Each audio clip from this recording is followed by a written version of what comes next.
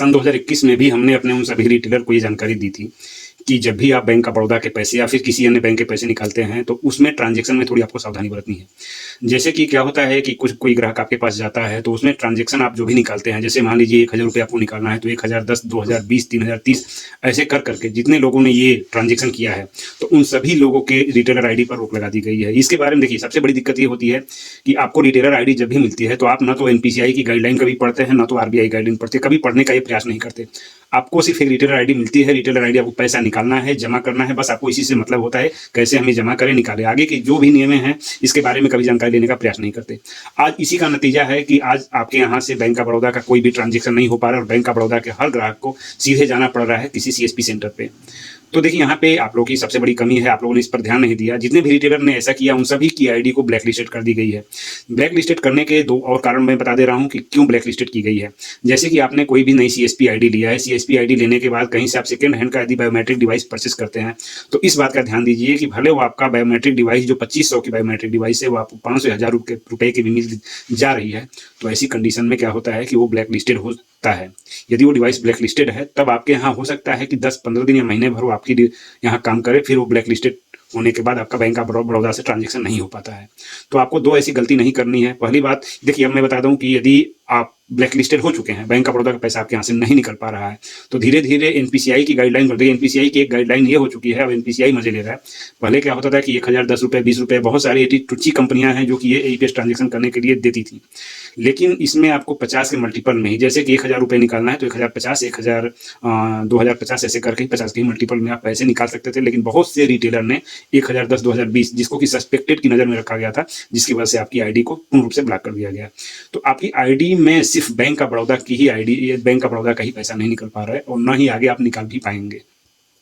देखिए, अब इस कंडीशन में क्या करना होगा मैं बता दे रहा हूँ। यदि आप बैंक ऑफ बड़ौदा कि पैसे नहीं निकाल पा रहे हैं तो ऐसी कंडीशन में आपको अपने घर के किसी भी सदस्य के नाम पर आपको एक रिटेलर आईडी लेनी होगी। यदि आप हमसे भी लेना चाहते हैं तो स्क्रीन पे नंबर दिख जाएगा, उस पर आप कॉल करके भी हमसे संपर्क कर सकते हैं। इसमें मैं पूरा आपका सहयोग करूंगा।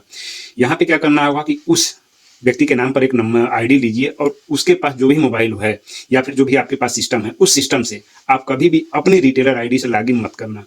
और जिन्होंने भी अपना नया रिटेलर आईडी बनवाया है उसी रिटेलर आईडी से आपको लॉगिन करना है, दूसरी किसी भी आईडी से लॉगिन नहीं करना है। और उसके बाद जो भी आपके पास बायोमेट्रिक डिवाइस है उस बायोमेट्रिक डिवाइस को उस सिस्टम पे या फिर उस मोबाइल पे कभी भी यूज़ नहीं करना है। यहाँ तक कि यदि आप जिस सिस्टम पे आप बैंक ऑफ बड़ौदा का सीएसपी चला रहे थे, वहाँ से पैसा नहीं निकल रहा है, ब्लैक लिस्टेड में आ गए हैं, तो उस सिस्टम पे भी आपको नई आईडी से कभी भी ट्रांजेक्शन नहीं करना है। यदि आप ऐसा करते हैं तो ऐसी कंडीशन में फिर से आपके साथ महीने 2 महीने में यही समस्या आ सकती है। फिर तो वो भी व्यक्ति, जो भी व्यक्ति ब्लैक लिस्टेड होगा वो व्यक्ति हमेशा के लिए हो जाएगा, फिर वो दोबारा बैंक ऑफ बड़ौदा की ट्रांजेक्शन नहीं कर सकता।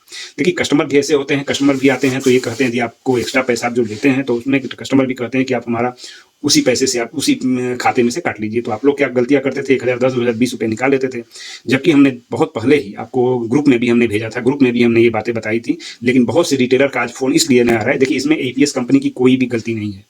आप ये कहते हैं कि आपकी रिटेलर आईडी से नहीं निकल रहा है तो आप किसी भी कंपनी की रिटेलर आईडी ले लीजिए। आप बैंक ऑफ बड़ौदा की ब्लैक लिस्टेड लिस्ट में हैं तो ब्लैक लिस्टेड ही रहेंगे, कभी भी आप दूसरी कंपनी से भी नहीं निकाल पाएंगे, ये मान लीजिए। तो इसमें हमारी कंपनी की कोई गलती नहीं है। जिस कंपनी की मैं रिटेलर आईडी देता हूँ उसकी कोई भी गलती नहीं। यहाँ पे गलती सरासर पूरी की पूरी आपकी है, क्योंकि जो हमने आपको बताया उसको आपने फॉलो ही नहीं किया।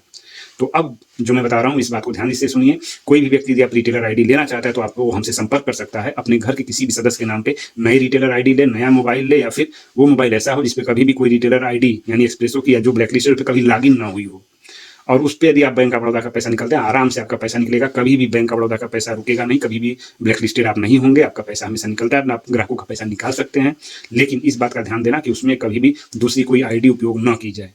यदि आप ऐसा करते हैं तो आप हमारे, यदि आप ऐसा करना चाहते हैं तो हमारे दिए गए नंबर पे, जो भी मैं नंबर दे रहा हूँ उस पर आप कॉल कीजिएगा। कॉल करने के बाद मैं आपको रिटेलर आईडी के पूरी डिटेल में बता दूंगा, आपको कौन कौन से दस्तावेज देने होंगे, आपकी रिटेलर आईडी कब तक चालू हो जाएगी, सभी विवरण में बता दूंगा। देखिए, व्हाट्सएप पे इन नंबरों पे व्हाट्सएप पे आप व्हाट्सएप पे भी भेज सकते हैं तो व्हाट्सएप पे 6 से 12 घंटे के भीतर आपको रिप्लाई मिल जाता है। लेकिन कॉल करते हैं तो कभी कभी नंबर बंद रहता है, ऐसा नहीं होता, तो आप व्हाट्सएप पे ही अपनी पूरी डिटेल हमको भेज दीजिए। बस ये आपको बताना था कि जो भी व्यक्ति बैंक ऑफ बड़ौदा का पैसा नहीं निकाल पा रहा है तो नई रिटेलर आईडी के लिए हमसे संपर्क कर सकता है, और आगे से ये गलती कभी मत करना, अन्यथा वो आईडी भी ब्लॉक हो जाएगी।